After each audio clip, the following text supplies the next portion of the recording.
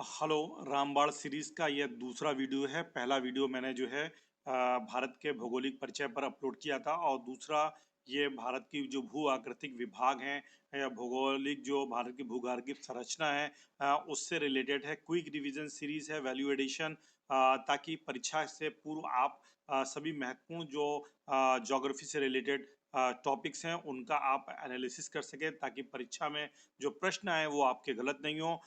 इस भू आकृतिक विभाग में हम पहले जिन चीज़ों को सम्मिलित करने जा रहे हैं, सपोज दैट जो भूगर्भीय भारत की संरचना, उससे कई प्रश्न जो हैं सभी परीक्षाओं में पूछे जाते हैं। यूपीएससी में, यूपीपीसीएस में, स्टेट पीसीएस एग्जामिनेशन में, यूपी ट्रिपल एससी।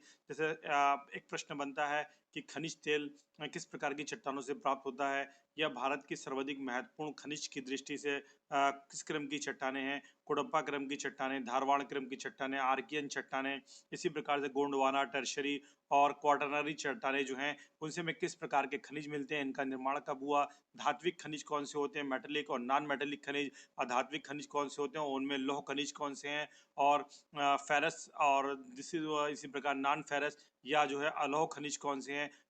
इन सारे महत्वपूर्ण प्रश्नों को हमने इस वीडियो में इंक्लूड किया है। Now let start the video. आप देख रहे हैं लोक सेवक द स्टडी IQ। अगर अभी तक आपने चैनल को हमारे सब्सक्राइब नहीं किया तो सब्सक्राइब कर लें, लाइक और शेयर जरूर करें अगर वीडियो अच्छा लगे। अगर हम चट्टानों की बात करें तो पहले हम भारत का भू आकृतिक विभाग देख लें।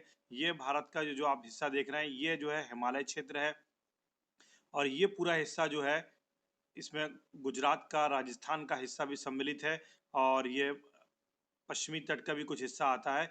ये सारा जो है उत्तरी का मैदान आता है, और ये हिस्सा जो आप देख रहे हैं ये पूर्वी तट है, ये पूर्वी तटीय मैदान है, और ये जो है मालाबार तट का मैदान है, और ये पूरा हिस्सा जो है ये हमारा प्रायद्वीपीय पठार आता है। इस प्रायद्वीपीय पठार के अंतर्गत अरावली, बुंदेलखंड, महादेव, मैकाल पहाड़ियाँ, छत्तीस, छोटा नागपुर का पठार, शिलांग का पठार, जो कि प्रायद्वीपीय पठार का ही भाग है।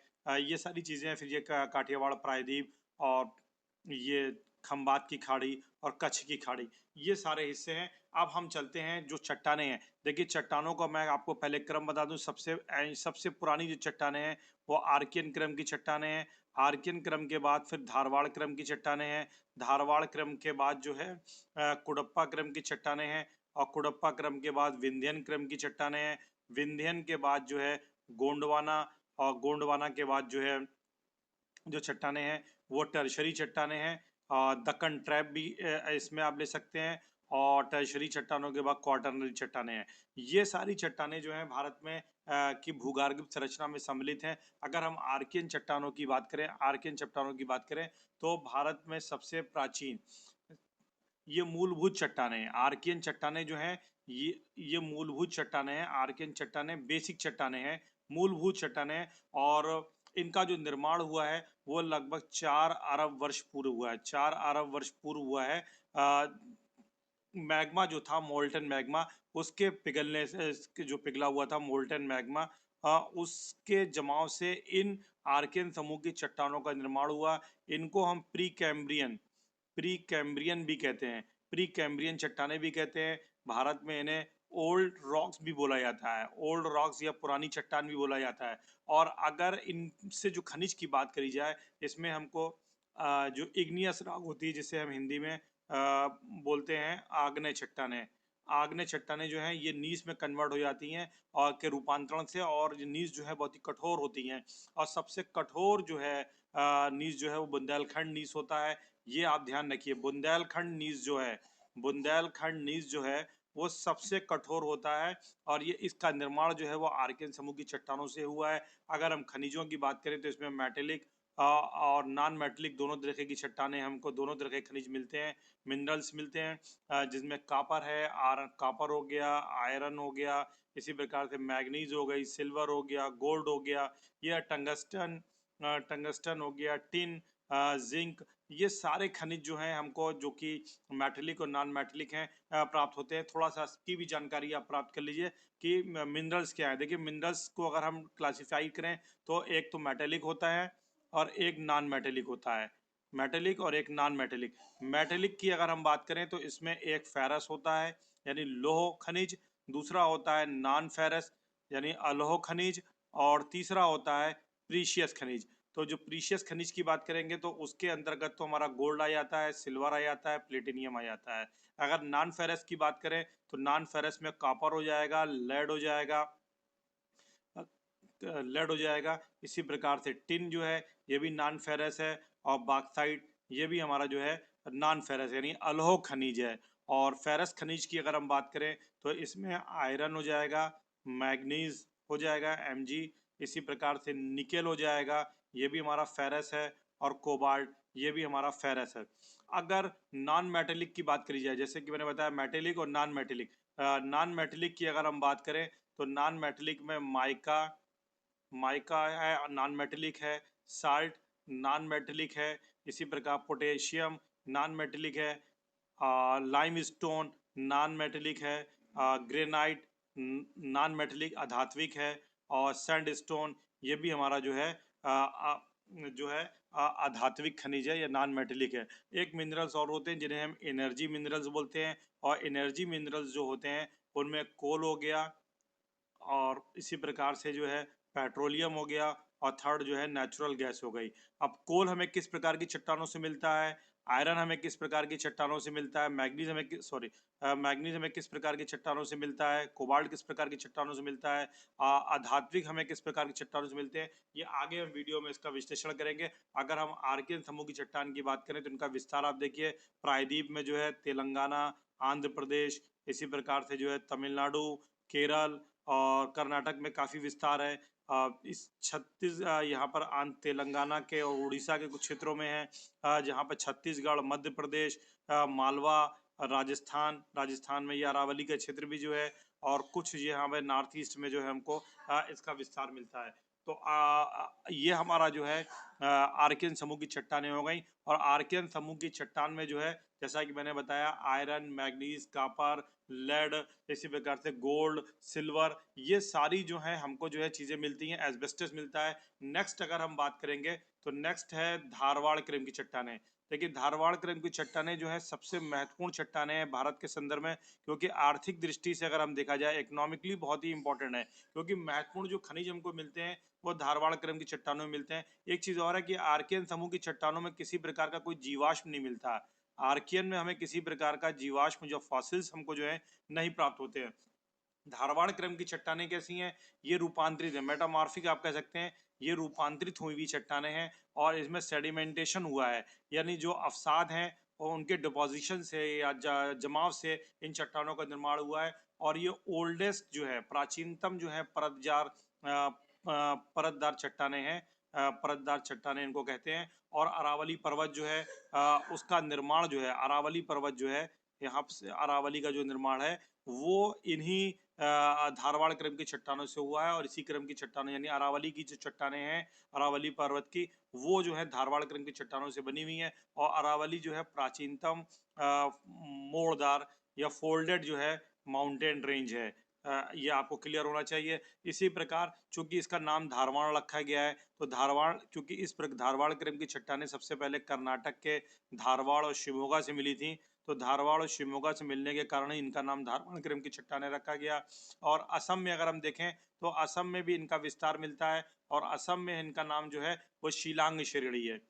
असम में इनका नाम क्या है, शिलांग श्रेणी कहा जाता है। नागपुर और जबलपुर में इसको सासर, नागपुर जबलपुर के क्षेत्र में इसे जो है सासर श्रेणी कहते हैं, सासर श्रेणी। और गुजरात में इसको जो है चंपानेर श्रेणी, सॉरी चंपानेर श्रेणी कहा जाता है। गुजरात में की जो चंपानेर श्रेणी है वो भी धारवाड़ क्रम की चट्टानों से ही बनी है। और इस सबसे अधिक इनका जो महत्व है धात्विक खनिज जो है जैसे लोहा है, ये हमें धारवाड़ क्रम की चट्टानों से मिलता है। इसी प्रकार से गोल्ड हमको जो है धारवाड़ क्रम की चट्टानों से मिलता है। मैग्नीज जो है हमको धारवाड़ क्रम की चट्टानों से मिलता है। और लद्दाख, ये जो लद्दाख की पहाड़ियाँ हैं, जास्कर की पहाड़ियाँ, जास्कर श्रृंखला जो है, गढ़वाल में जो पहाड़ियाँ हैं, इसी प्रकार से कुमाऊँ जो है हमारा, यहाँ पे जो पर्वत श्रेणियाँ हैं उनकी जो चट्टानें हैं वो धारवाड़ क्रम की चट्टानों से बनी हुई हैं। तो ये आपको मैंने दो चट्टानें बताई, एक तो आर्कियन समूह की चट्टानें बताई जो ओल्डेस्ट हैं, और उसके बाद फिर धारवाड़ क्रम की चट्टानों का निर्माण हुआ। अगर हम नेक्स्ट की बात करें तो कुडप्पा क्रम की चट्टानें हैं। कुडप्पा क्रम की चट्टानें, जैसा कि इसका नाम है, ये आंध्र प्रदेश में कुडप्पा में सबसे पहले इस क्रम की चट्टानें मिली थी, जिसके नाम पर इसका नाम कुडप्पा क्रम की चट्टानें रख दिया। और ये पुरानी धारवाड़ क्रम के बाद ये तीसरी सबसे पुरानी थर्ड ओल्डेस्ट हैं, यानी सबसे पहले आर्कियन जैसा मैंने बताया, उसके बाद धारवाड़, उसके बाद जो है कुडप्पा क्रम की चट्टानें एडीके, ये ध्यान रखिए एडीएम एडीके। फिर धारवाड़ क्रम की चट्टानों में जो अपरदन हुआ, इरोजन हुआ, अपरदन या इरोजन या उनका अपक्षय जो हुआ, तो उससे क्या हुआ कि कुडप्पा क्रम की चट्टानों का निर्माण हुआ। ये परतदार चट्टानें हैं, परतदार चट्टानें हैं ये। और परतदार चट्टानों के साथ साथ अगर हम इसमें बात करें तो ये आंध्र प्रदेश के कुडप्पा जिले में, जैसे कि मैंने पहले बताया, इनमें हमको मिलता क्या है, बलुआ पत्थर मिलता है, बलुआ पत्थर मिलता है। इसी प्रकार से चूना पत्थर मिलता है, चूना पत्थर मिलता है, संगमरमर मिलता है, यहीं से हमको एस्बेस्टस मिलता है, एस्बेस्टस मिलता है। और अगर इनका विस्तार की बात की जाए तो देखिए ये महाराष्ट्र में कुछ इनका विस्तार है, कर्नाटक में विस्तार है, आंध्र प्रदेश में और में विस्तार है। इसी प्रकार से तमिलनाडु में भी कुछ क्षेत्रों में इसका जो है विस्तार हमको दिखाई देता है। और कुडप्पा तंत्र में जो है, जो आंध्र प्रदेश में पापा घानी जो है रेंज है, वो जो है कुडप्पा क्रम की चट्टानों ही उसमें पाई जाती हैं। अगर हम विंध्यन क्रम की चट्टानों की बात करें तो विंध्यन चट्टानें जो हैं कुडप्पा क्रम के बाद की चट्टानें, चौथे क्रम की चट्टानें, सबसे पहले आर्कियन है, फिर धारवाड़ है, फिर कुडप्पा है, उसके बाद ये विंध्यन चट्टानें हैं। तो ये अरेंज करने को प्राय क्वेश्चन आता है, और मैं जो उनकी विशेषता है वो आपको बताता चल रहा हूँ। विंध्यन चट्टानें चौथे क्रम की चट्टानें हैं, कुडप्पा के बाद इनका निर्माण हुआ है। और अगर हम बात करें तो इनमें सबसे इम्पोर्टेंट चीज़ है कि सूक्ष्म जीव जो माइक्रो ऑर्गेनिज्म्स हैं उनके जीवाश्म हमको जो है इसमें मिलते हैं, फॉसिल्स हमको जो है मिलते हैं। किससे मिलते हैं? विंध्यन क्रम की चट्टानों से। किस क्रम की चट्टानों से हमको फॉसिल्स प्राप्त होते हैं? विंध्यन क्रम की चट्टानों से होते हैं। और इनका नामकरण किसके नाम पर किया गया है? विंध्यन पर्वत श्रेणी के नाम पर किया गया है। विंध्यन पर्वत श्रेणी क्या है? उत्तर और दक्षिण के बीच में विभाजक रेखा है, और ये जल विभाजक रेखा भी हो, यानी विंध्यन पर्वत श्रृंखला जल विभाजक भी रेखा है और उत्तर और दक्षिण के बीच में प्रायद्वीपीय पठार के मध्य में विभाजक रेखा है। और अरावली पर्वत श्रेणी जो यहाँ से आप देख रहे हैं, अरावली पर्वत श्रेणी जो है जिसका विस्तार दिल्ली से गुजरात तक है, उसके बीच में जो ग्रेट फॉल्ट लाइन है वो जो है इसको अलग करता है। अगर हम बात करें तो विंध्यन चट्टानों से हमको भवन निर्माण के लिए, यानी हाउस मटेरियल बिल्डिंग जो होती हैं वो प्राप्त होती हैं, महत्वपूर्ण किस्म के पत्थर प्राप्त होते हैं जिनका निर्माण भवनों में किया जाता है। जैसे अगर हम बात करें हिस्टोरिकली तो सांची का स्तूप है, इसी प्रकार से रेड फोर्ट दिल्ली का है, और या जो है दिल्ली की जामा मॉस्क है। इन सब का निर्माण जो है वो रेड स्टोन से ही हुआ है, लाल बलुआ पत्थर से ही हुआ है। लाल बलुआ जो पत्थर है उसी से हुआ है, और ये लाल बलुआ पत्थर कैसा होता है? विंध्यन चट्टानों से ही जो है प्राप्त किया जाता है। इसी प्रकार अगर हम बात करें तो जो प्योर बिल्कुल जो है ग्लास ग्लास मेकिंग जो सैंड होती है वो भी हमको किससे प्राप्त होती है? विंध्यन क्रम की चट्टानों से प्राप्त होती है। यानी प्योर ग्लास मेकिंग सैंड जो मिलती है वो भी विंध्यन क्रम की चट्टानों से मिलती है। और एक बहुत ही महत्वपूर्ण, मध्य प्रदेश के अंतर्गत पन्ना,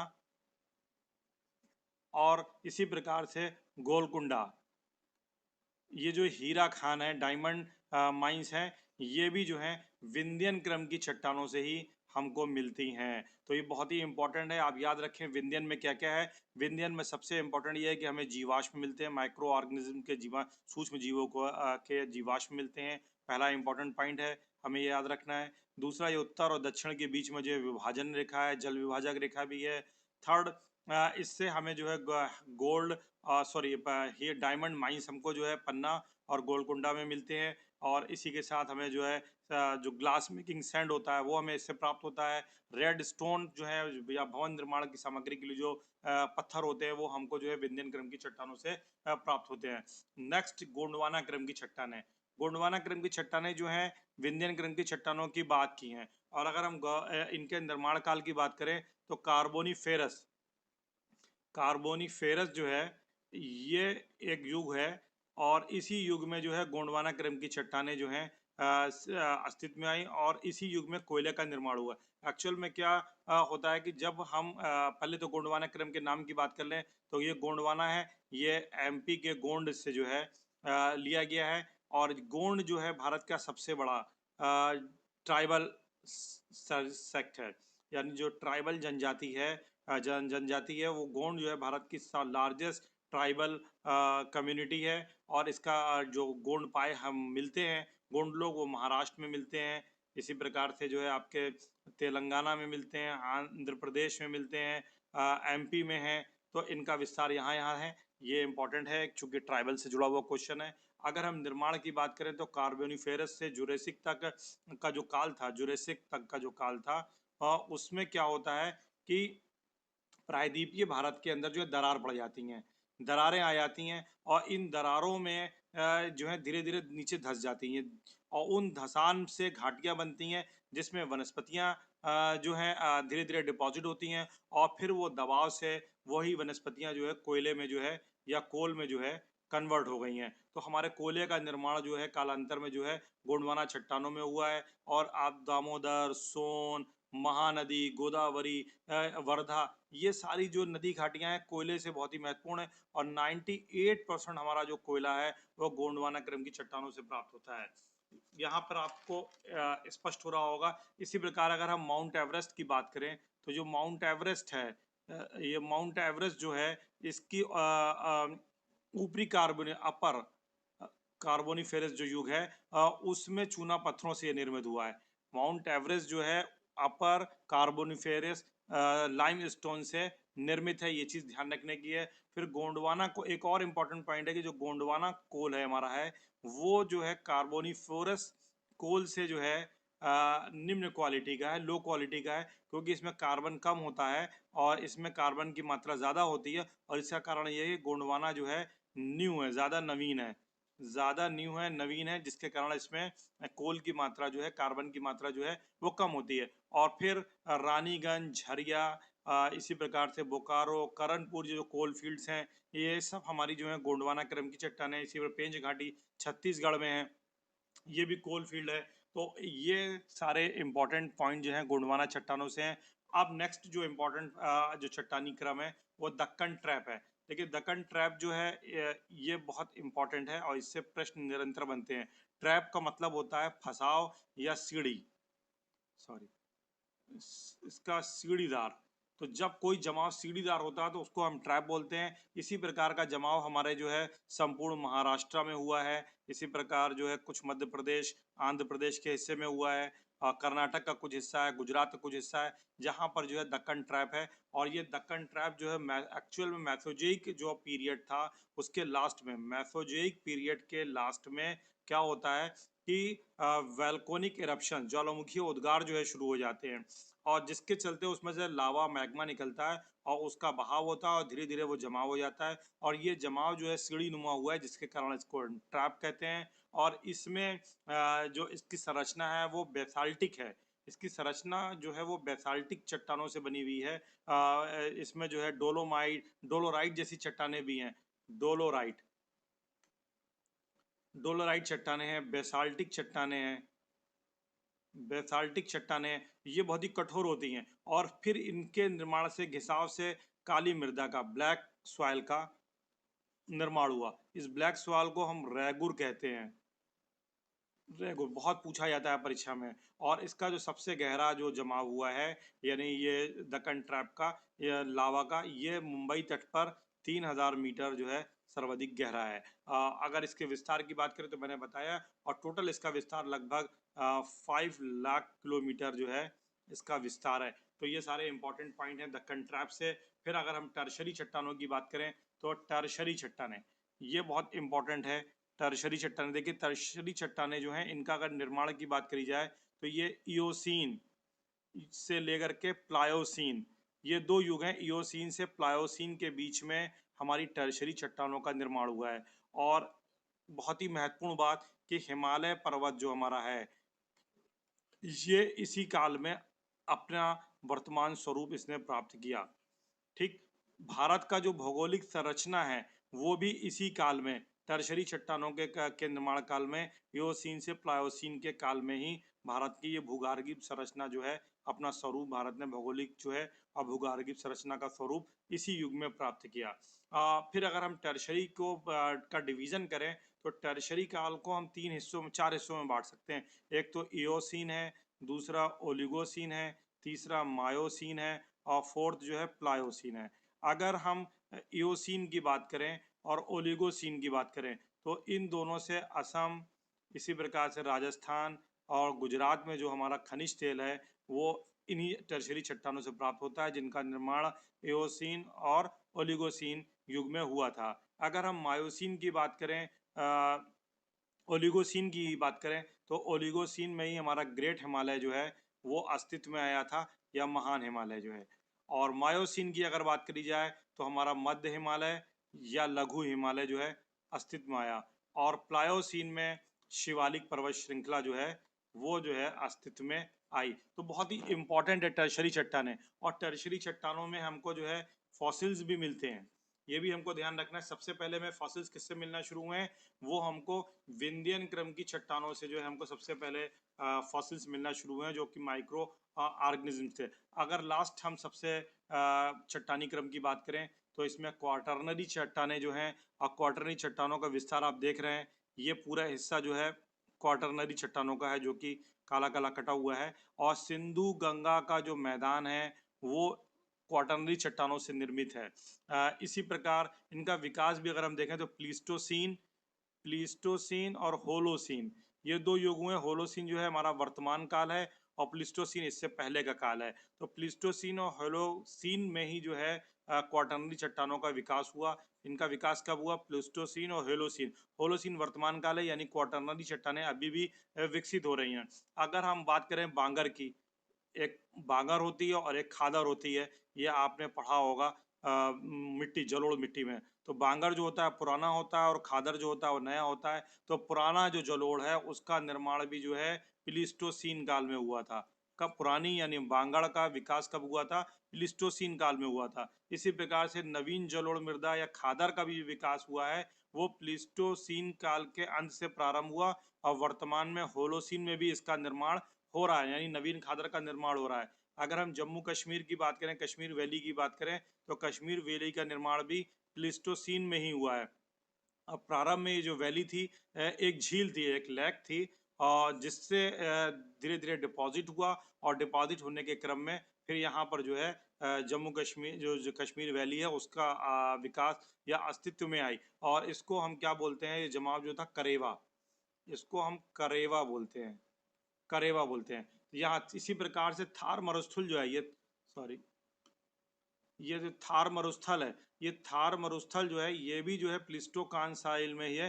प्लिस्टोसीन काल के ही के निक्षेप से जो है विकसित हुआ है। और प्लिस्टोसीन में ही अगर हम देखें तो ये जो हमारा ये हिस्सा है यानी कच्छ का रन, ये जो कच्छ का रन है, कच्छ का रन, इसमें भी अभी अवसादी जो है, अवसाद जो है डिपॉजिट हो रहे हैं, सेडिमेंटेशन हो रहा है। और जिसके क्रम में जो है अब हमारा जो कच्छ का रन भी जो तो पहले समुद्री भाग था, अब ये समुद्र की जगह जो है एक दलदली क्षेत्र बन गया है। तो यहाँ पर भी जो है ये हेलोसिन युग में भी चल रहा है। तो धीरे धीरे समुद्री से क्या बन गया, दलदली क्षेत्र बन गया है। तो आपको पूरा ये वीडियो हमारा जो है कंप्लीट हुआ क्वाटरनरी चट्टान के साथ, जिसमें मैंने आपको आर्कियन समूह की चट्टानों के बारे में बताया। आर्कियन सॉरी, आर्कियन समूह की चट्टानें सबसे पुरानी हैं। उसके बाद जो है धारवाड़ किस्म की चट्टानें हैं। आर्कियन से हमें लोहा, मैग्नीज और तमाम धात्विक धात्विक खनिजें प्राप्त होते हैं। धारवाड़ का आर्थिक दृष्टि से बहुत अधिक महत्व है, लोहा मैग्नीज वगैरह हमको प्राप्त होता है। इसी के बाद कोडप्पा क्रम की चट्टानें हैं। कोडप्पा क्रम के बाद विंध्यन क्रम की चट्टानें, इनका भवन निर्माण में बहुत इस्तेमाल है। गोंडवाना क्रम की चट्टानें जो हैं उससे हमें कोल प्राप्त होता है 98% तक। और फिर टर्शरी किस्म की चट्टानें जो हैं इनसे हमें जो है खनिज तेल वगैरह की प्राप्ति होती है। और फिर क्वाटरनरी चट्टानें हैं जो कि लास्ट में है। तो हमारी ये क्रम हो गया। और कब किस घाटी का निर्माण हुआ, थार मरुस्थल कब अस्तित्व में आया, इन सारे प्रश्नों के आपको उत्तर मिल गए होंगे। अगर वीडियो अच्छा लगा, प्रयास अच्छा लगा और रिवीजन के पॉइंट ऑफ से चूंकि छोटा वीडियो रखा है ताकि कम समय में अधिक से अधिक आपका रिवीजन हो सके, तो लाइक और जरूर शुरू करिए, लाइक और शेयर जरूर करिए अगर वीडियो आपको अच्छा लगे। Thank you so much.